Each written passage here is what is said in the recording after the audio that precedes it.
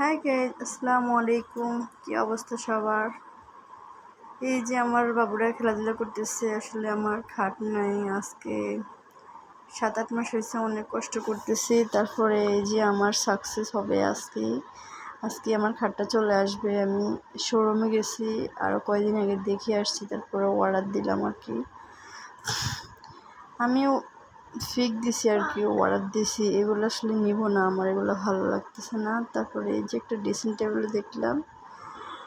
আস্তে আস্তে একটু একটু করে সব কিছুই জোড়াবো ইনশাল্লাহ। এখন আগে খাটটা দরকার, ভালো একটা অ্যামাউন্টের একটা খাট নিব। কোয়ালিটি অনেক ভালো, অনেক সুন্দর, সেগুন কাঠের। তো আসলে এটাই আল্লাহর উপরে ভরসা করতে হবে, বিশ্বাস রাখতে হবে। আসলে আস্তে আস্তে সবই হবে একদিন। এই যে আমার বাসায় খাট চলে আসছে, সব কিছু ঠিক